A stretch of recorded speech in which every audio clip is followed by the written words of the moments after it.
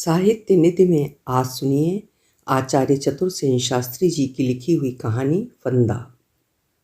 आचार्य चतुरसेन शास्त्री हिंदी भाषा के एक महान उपन्यासकार, कहानीकार, नाटककार और लेखक थे। तो प्रस्तुत है कहानी फंदा।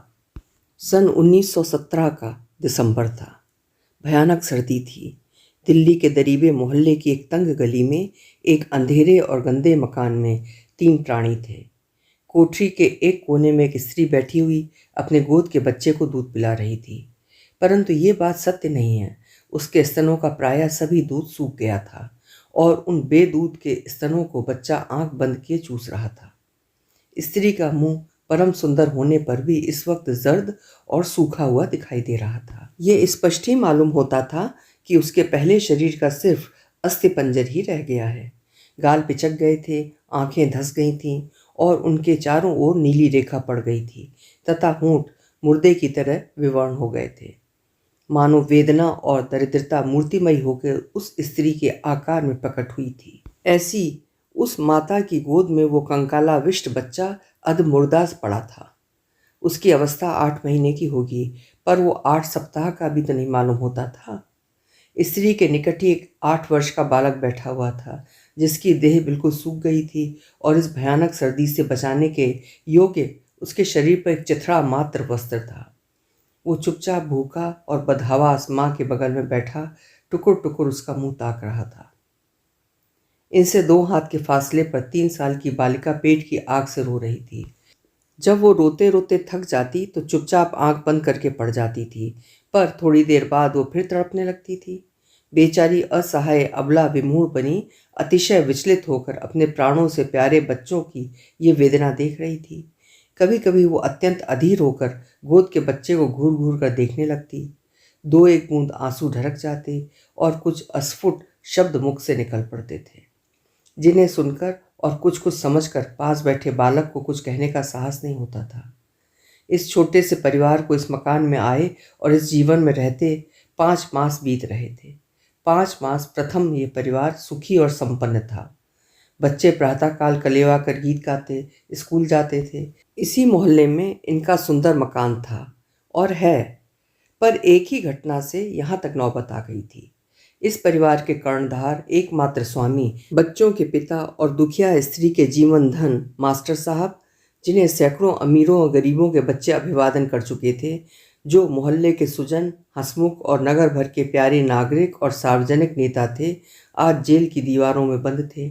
उन पर जर्मनी से षड्यंत्र का अभियोग प्रमाणित हो चुका था और उन्हें फांसी की सजा हो चुकी थी। अब अपील के परिणाम की प्रतीक्षा थी। प्रातःकाल की धूप धीरे धीरे बढ़ रही थी। स्त्री ने धीमे किंतु लड़खड़ाते स्वर में कहा, बेटा विनोद, क्या तुम बहुत ही भूखे हो? नहीं माँ, रात ही तो रोटी खाई थी। सुनो सुनो, 1 2 3 8 बज रहे हैं। किराए वाला आता ही होगा। मैं उसके पैरों पड़कर और 2-3 दिन टाल दूंगा माँ। इस बार वो तुम्हें जरा भी कड़ी बात न कहने पाएगा। स्त्री ने परम करुणा सागर की ओर क्षण भर आंख उठा करके देखा और उसकी आंखों से 2 बूंदें ढरक गईं। ये देखकर छोटी बच्ची रोना भूलकर माता के गले में आकर लिपट गई और बोली, अम्मा, अब मैं कभी रोटी नहीं मांगूंगी। हाय रे माता का हृदय! माता ने दोनों बच्चों को गोद में छिपाकर एक बार अच्छी तरह आंसू निकाल डाले। इतने ही में किसी के कर्कश शब्द ने पुकारा, कोई है? बच्चे को छाती में छिपाकर कांपते कांपते स्त्री ने कहा, सर्वनाश, वो आ गया। एक पछैया जवान लठ लेकर दरवाजा ठेलकर भीतर घुस आया। उसे देखकर ही स्त्री ने अत्यंत कातर स्वर में कहा, मैं तुम्हारे आने का मतलब समझ गई हूँ। समझ गई हो तो लाओ किराया दो। थोड़ा और सब्र करो। बालक ने कहा, 2-3 दिन में हम किराया दे देंगे।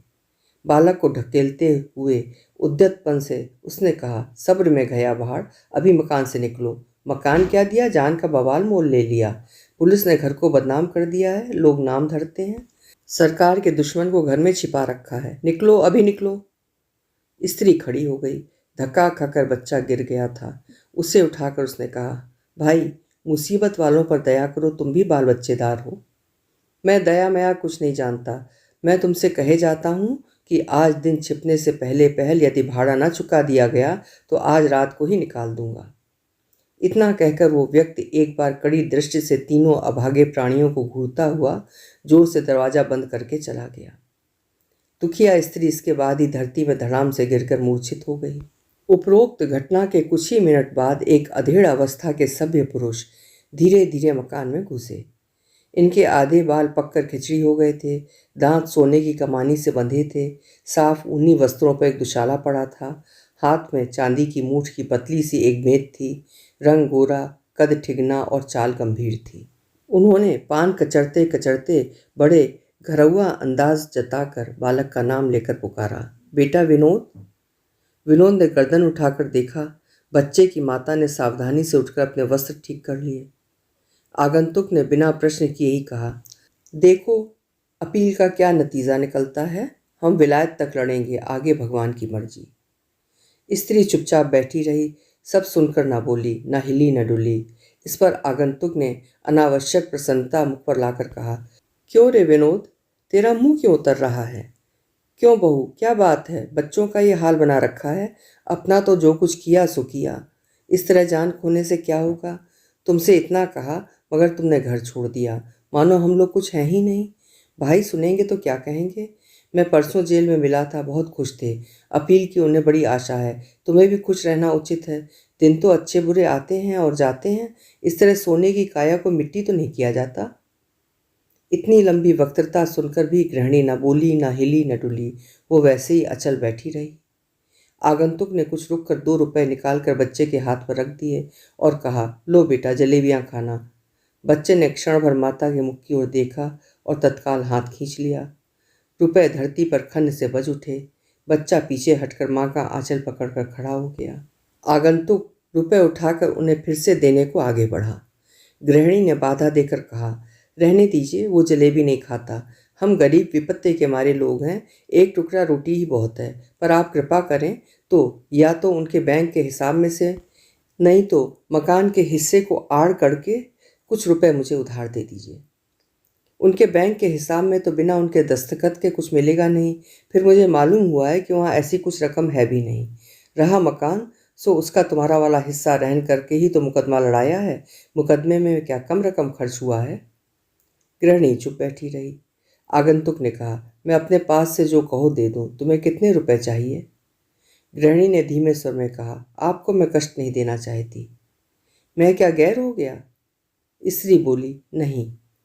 अब आगंतुक जरा और पास खसक कर बोला, मेरी बात मानो, घर चलो, सुख से रहो। जो होना था सो हुआ, होना होगा हो जाएगा। किसी के साथ मरा तो जाता नहीं है। मेरा जगत में और कौन है? तुम क्या सब बातें समझती नहीं हो? खूब समझती हूँ, आप कृपा कर चले जाएं। पर मैं जो बात बारंबार कहता हूँ वो समझती क्यों नहीं हो? कब की समझ चुकी हूँ। तुम मुझ दुखिया को सता कर क्या पाओगे? मेरा रास्ता छोड़ दो, मैं यहाँ अपने दिन काटने आई हूँ। आपका कुछ लेती नहीं हूँ। उनका मकान जायदाद सभी आपके हाथ में है। आपका रहे, मैं केवल यही चाहती हूँ कि आप चले जाइए। आगंतुक ने कड़े होकर कहा, क्या मैं सांप हूँ या घिनौना कुत्ता हूँ? आप जो कुछ हो, मुझे इस पर विचार नहीं करना है। और तुम्हारी ये हिम्मत और हेकड़ी अब भी? गृहिणी चुप रही। यहाँ भी मेरे एक इशारे से निकाली जाओगी, फिर क्या भीख मांगोगी? गृहिणी ने कोई उत्तर नहीं दिया। आगंतुक ने उबाल में आकर कहा, लो साफ साफ कहता हूँ, तुम्हें मेरी बात मंजूर है या नहीं? गृहिणी चुपचाप बच्चे को छाती से छिपाए बैठी रही। आगंतुक ने उसका हाथ पकड़कर कहा, आज मैं इधर उधर करके ही जाऊंगा। स्त्री ने हाथ झटक कर कहा, पैरों पड़ती हूँ, चले जाओ। तेरा हिमायती कौन है? मैं गरीब की गाय हूँ। फिर लाते क्यों चलाती है? बोल, चलेगी? नहीं। मेरी बात मानेगी? नहीं। तुझे घमंड किसका है? मुझे कुछ घमंड नहीं है। तुझे आज रात को ही सड़क पर खड़ा होना पड़ेगा। भाग्य में जो लिखा है होगा। लोहे के टके की आशा न रखना। गृहिणी खड़ी हो गई।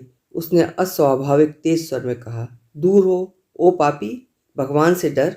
मौत जिनके घर मेहमान बनी बैठी है उन्हें न सता। भय उन्हें क्यों डराएगा? विश्वासघाती भाई, भाई को फंसाकर फांसी पहुंचाने वाले अधर्मी, उन्हें फंसाया, जमीन जायदाद ली, अब उनकी अनाथ गरीब दुखिया स्त्री की आबरू भी लेने की इच्छा रखता है। अरे पापी, हट जा सामने से। आवेश में आने से स्त्री का वस्त्र खिसक कर नीचे गिर गया। ये दशा देखकर बच्चे रो उठे। बड़े बच्चे के मुंह पर जोर से तमाचा मारकर आगंतुक ने कहा, तेरी पारसाई आज ही देख ली जाएगी, मुसलमान गुंडे। वो कुछ और न बोल सका। वो दोनों हाथ भींच कर क्रोध से कांपने लगा। स्त्री ने कहा, जा जा पापी जा, और वो बदहवास चक्कर खाकर गिर गई। दोनों बच्चे जोर जोर से रो पड़े। आगंतुक तेजी से चल दिया। वही दिन और फिर वही प्रातःकाल था, परंतु उस भाग्यहीन घर से लगभग 5 मील दूर दिल्ली की जेल में एक और ही दृश्य सामने था। जेल के अस्पताल में बिल्कुल एक ओर एक छोटी सी कोठरी थी। जिन कैदियों को बिल्कुल एकांती में रहने की आवश्यकता होती थी वे ही इसमें रखे जाते थे। इस वक्त भी इसमें एक कैदी था। उसकी आकृति कितनी घिनौनी, वेश कितना मलिन और चेष्टा कैसी भयंकर थी। ओफ! कई दिन से वो कैदी भयानक आत्मिक ज्वर से तप रहा था और कोठरी में रखा गया था। कोठरी बड़ी काली, मनहूस और कोरी अनगढ़े पत्थरों से बनी हुई थी और उसमें अनगिनत मकड़ियों के जाले, छिपकलियां तथा कीड़े मकोड़े रेंग रहे थे। उसमें न सफाई थी न प्रकाश। ऊपर एक छोटा सा छेद था। उसी में से सूरज की रोशनी कमरे में पड़ते ही उसकी नींद टूट गई। प्यास से उसका कंठ सूख रहा था। वो बड़े कष्ट से चारपाई के इर्द गिर्द हाथ बढ़ाकर कोई पीने की चीज ढूंढने लगा, पर उसे कुछ भी नहीं मिला। तंग प्यास की तकलीफ से छटपटाकर वो बड़बड़ाने लगा, कौन देखता है, कौन सुनता है। हाय, इतनी लापरवाही से तो लोग पशुओं को भी नहीं रखते। डॉक्टर मेरे सामने उस वार्डन से थोड़ा दूध 2-3 बार देने को और रात को 2-3 बार देखने को कह गया था, पर कोई क्यों परवाह करता। मेरी नींद तो रात भर टूटती रही। मैंने प्रत्येक घंटा सुना है, ये पहाड़ सी रात किस तकलीफ से काटी है। ये कष्ट तो फांसी से ज़्यादा अधिक है। रोगी अब चुपचाप कुछ सोचने लगा। धीरे धीरे प्रकाश ने फैलकर कमरे को स्पष्ट प्रकाशमान कर दिया। धीरे धीरे उसकी प्यास असह्य हो चली, पर वो बेचारा कर ही क्या सकता था। वार्डर की खूंखार फटकार से भयभीत होने पर भी वो एक बूंद पाने के लिए गला फाड़कर चिल्लाने लगा, पर न कोई आया और न किसी ने जवाब ही दिया। वो प्यास से बेदम हो रहा था। उसका प्राण निकल जाता था। वो बारंबार पानी पानी चिल्लाने लगा। कभी अनुनय विनय भी करता, कभी गालियां बकने लगता। ईश्वर के लिए थोड़ा पानी दे जाओ, हाय एक बूंद पानी। अरे, मैं तुम लोगों को बड़ा कष्ट देता हूँ, पर क्या करूँ, प्यास के मारे मेरे प्राण निकल रहे हैं। अरे, मैं भी तुम्हारे जैसा मनुष्य हूँ। मुझे इस तरह क्यों तड़पा रहे हो। इतनी उपेक्षा तो कोई बाजारू कुत्तों की भी नहीं करता। अरे आओ, नहीं तो मैं बिछौने से उठकर सब दरवाजे तोड़ डालूंगा और इतनी जोर से चिल्लाऊंगा कि सुपरिंटेंडेंट के बगले तक आवाज़ पहुँचेगी। इस पर एक घिनौने, मोटे, ताजे, अधेड़ व्यक्ति ने छेद में से सिर निकाल कर कहा, अरे अभागे, क्यों इतना चिल्लाता है, क्यों दुनिया की नींद खराब करता है। मैं प्यास के मारे मर रहा हूँ, फिर मर क्यों नहीं जाता। तू क्या समझता है कि मैं तेरा नौकर हूँ। क्या रात भर तेरी सेवा में हाजिर रहना चाहिए मुझे। इसके बाद वो एक नौकर को पुकार कर बोला, अरे देख तो, थोड़ा पानी लाकर इस बदमाश के मुंह में डाल दे। इतना हुक्म देकर वो निष्ठुर फिर चल दिया। पानी पीकर रोगी थकान के मारे बेसुध होकर सो गया। यही कैदी उस दुखिया का सौभाग्य बिंदु मास्टर साहब थे। अचानक उसी वार्डर की कर्कश आवाज़ सुनकर वो चौंक पड़ा। उसने चाबियों से कोठरी का द्वार खोला। रोगी एकटक देखने लगा। पादरी और जेलर ने कोठरी में गंभीर भाव से प्रवेश किया। कुछ ज़रूरी कागजात पर लिखा पढ़ी की गई और कैदी को सुना दिया गया कि उसकी अपील नामंजूर हो गई है और आरोग्य लाभ होते ही उसे फांसी दे दी जाएगी।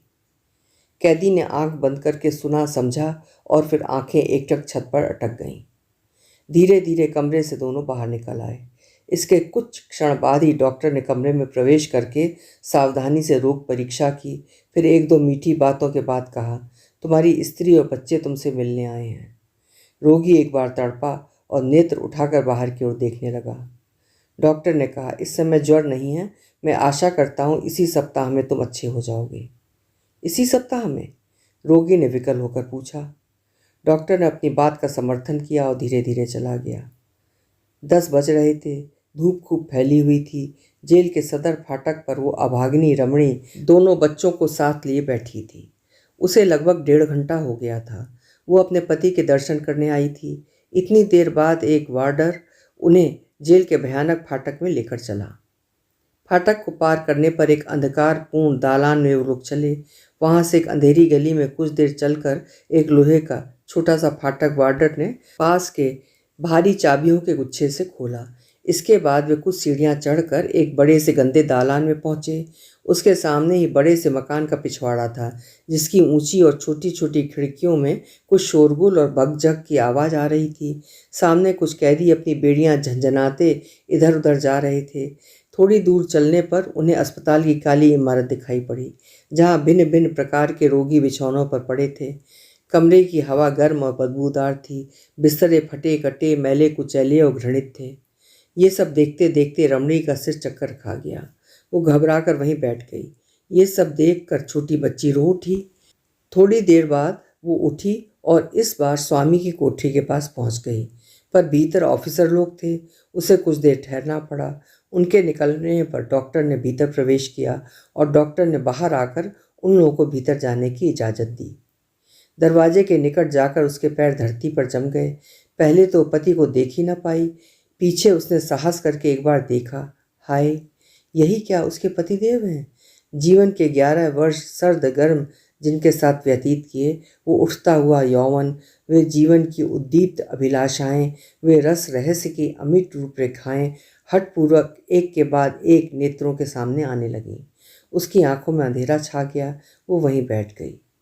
रोगी ने देखा। उसने चारपाई से उठकर दोनों हाथ फैलाकर उन्मत्त की तरह कहा, आओ बेटा। अरे, तुम इतने ही दिन में बिना बाप के ऐसे हो गए? यह कहकर रोगी कैदी ने अपनी भुजाओं में बच्चे को जोर से लपेट लिया और वो फूट फूट कर रोने लगा। स्त्री बैठी बैठी आगे बढ़ी।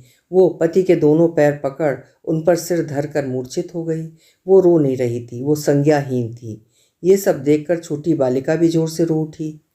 उसे गोद में लेकर पिता रोना भूल गया। उसकी आंखों में क्षण भर आंख मिलाकर वो हंसी भी थी। अंत में उसने भर्राई आवाज में कहा, लीला मेरी बेटी, मेरी बिटिया। इसके बाद उसे छाती से लगाकर कैदी चुपचाप रोने लगा। बड़ी देर तक सन्नाटा रहा। फिर बच्चों को अलग करके वो स्वस्थ होकर पत्नी की ओर देखने लगा। बलपूर्वक उसने शोक के उमड़ते वेग को रोका। उसने क्षण भर आकाश में दृष्टि करके एक बार सर्वशक्तिमान परमेश्वर से बल याचना की। फिर उसने मधुर स्वर में कहा, इतना अधीर मत हो, ध्यान से मेरी बात सुनो। रमणी ने सिर नहीं उठाया। पति ने धीरे धीरे उसके सिर पर हाथ फेरते हुए कहा, नादानी ना करना, वरना इन बच्चों का कहीं ठिकाना नहीं है। ईश्वर पर विश्वास रखो। मेरा विनोद बड़ा होकर तुम्हारे सभी संकट काटेगा। सब दिन होत न एक समान। साध्वी सिसक सिसक कर रो रही थी। उसे ढाढ़स देना कठिन था, परंतु अभी कुछ मिनट प्रथम मृत्यु का संदेश पाकर भी कैदी वो कठिन काम कर रहा था। वो पूछना चाहती थी, क्या अब भी कुछ आशा नहीं है? परंतु उसमें बोलने की और पति को देखने तक का साहस न था। समस्त साहस बटोर कर उसने एक बार पति की ओर आंख भर देखा। वे आंखें आंसू और प्रश्नों से परिपूर्ण, मूक वेदना से अंधी और मृत अभिलाषाओं की शमशान भूमि प्रतिक्षण क्या क्या कह रही थी। परंतु मानव हृदय जितना सुख में दुर्बल बन जाता है, उतना ही दुख में सबल हो जाता है। मास्टर साहब ने उसका हाथ पकड़कर कहा, अब इस तरह मुझे देखकर इस दशा में कायर न बनाओ। तुम बच्चों की माता हो। जैसे पति की पत्नी रही, वैसे ही बच्चों की माँ बनना। प्रतीक्षा करो। तुमने मुझे कभी नहीं ठगा, अब भी न ठगना। सती की वाणी फटी। उसने कहा, स्वामी जी, मुझे सहारा दो, मैं चलूंगी। नहीं, मैं चलूंगी। एक अति मधुर उन्माद उसके होठों पर फड़क रहा था। मास्टर साहब विचलित हुए। उन्होंने संकोच त्याग धीरे से उस उन्मुख उन्माद पर एक सरल चुंबन लिया। एक वासनाहीन इंद्रिय विषय और शरीर भावना से रहित चुंबन क्या था, दो अमर तत्व प्रतिबिंबित हो रहे थे। मास्टर साहब ने कुछ कहने की इच्छा से होठ खोले थे, पर वार्डर ने कर्कश आवाज में कहा, चलो, वक्त हो गया। रोगी कैदी ने मानो धाक खाकर एक बार फिर उसे देखा और कहा, जरा और ठहर जाओ भाई। हुक्म नहीं है, कहकर वो भीतर घुस आया। उसने एकदम रमणी के सिर पर खड़े होकर कहा, बाहर जाओ। लज्जा और संकोच त्याग कर वो कुछ कहना चाहती थी। मास्टर जी ने संकेत से कहा, उससे कुछ मत कहना। अच्छा, अब विदा प्रिय बेटे, अम्मा को दुखी ना करना, मेरी बिटिया। ये कहकर और एक बार बेसब्री से उन्होंने उसे पकड़कर अनगिनत चुम्बन ले डाले। रमणी की गंभीरता अब न रह सकी। वो गाय की तरह डकराती वहीं गिर पड़ी और निष्ठुर वार्डर ने उसे घसीट कर बाहर किया और ताला बंद कर दिया। दोनों बच्चे चीत्कार कर रो उठे। ये देखकर मास्टर साहब असह्य वेदना से मूर्छित होकर धड़ाम से चारपाई पर गिर पड़े। रविवार ही की संध्या को इसकी सूचना अभागिनी को दे दी गई थी। वो रात भर धरती में पड़ी रही। क्षण भर को भी उसकी आंखों में नींद नहीं आई थी। 4 दिन से उसने जल की एक बूंद भी मुंह में नहीं डाली थी। सोमवार को प्रातःकाल बड़ी सर्दी थी। घना कोहरा छाया हुआ था। ठंडी ठंडी हवा चल रही थी। ठीक 6:30 का उस समय नियत किया गया था। ठीक समय पर फांसी का जुलूस अंध कोठरी से चला। मास्टर साहब धीर गंभीर गति से आगे बढ़ रहे थे। इस समय उन्होंने हजामत बनवाई थी। वे अपने निजी वस्त्र पहने थे। दूर से देखने में दुर्बल होने के सिवा और कुछ अंतर न दिखता था। वे मानो किसी गहन विषय को सोचते हुए व्याख्यान देने रंगमंच पर आ रहे थे। उनके आगे खुली पुस्तक हाथ में लिए पादरी कुछ वाक्य उच्चारण कर रहा था। उनके पीछे जेलर अपनी पूरी पोशाक में थे। उनकी बगल में मजिस्ट्रेट और डॉक्टर भी चल रहे थे। क्षण भर तख्ते पर खड़े रहने के बाद जल्लाद ने उनके गले में रस्सी डाल दी। पादरी ने कहा, मैं प्रार्थना करता हूँ कि ईश्वर तुम्हारी आत्मा को शांति प्रदान करें। मास्टर साहब ने कहा, चुप रहो। मैं प्रार्थना करता हूँ कि ईश्वर मेरी आत्मा को ज्वलंत अशांति दे, जो तब तक न मिटे जब तक मेरा देश स्वाधीन न हो जाए और मेरे देश का प्रत्येक व्यक्ति शांति न प्राप्त कर ले। इसके बाद उन्होंने गीता की पुस्तक को हाथ में लेकर आंखों और मस्तक से लगाया और दोनों हाथों मेले पीछे हाथ कर लिए। जल्लाद ने उसी दशा में हाथ पीछे बांध दिए। मास्टर साहब नेत्र बंद करके कुछ अस्फुट उच्चारण करने लगे। जल्लाद ने तभी काली टोपी से उनका मुंह ढक दिया और चबूतरे से नीचे कूद पड़ा। पादरी कुछ उच्चारण करने लगे। मजिस्ट्रेट और जेलर ने टोपियां उतार लीं। हठात तख्ती खींच ली गई और उनका विवश शरीर शून्य में झूलने और छटपटाने लगा और थोड़ी देर में आवेग शांत हो गया। इस घटना के आधा घंटे बाद वही पूर्व परिचित भद्र पुरुष लपके हुए सती की कुटिया पर गए। द्वार खुले थे। भीतर दोनों बच्चे बेतहाशा रो रहे थे और उनकी माता रसोई के कमरे में एक रस्सी के सहारे निर्जीव लटक रही थी। अभी आप सुन रहे थे आचार्य चतुर सेन शास्त्री जी की लिखी हुई कहानी फंदा।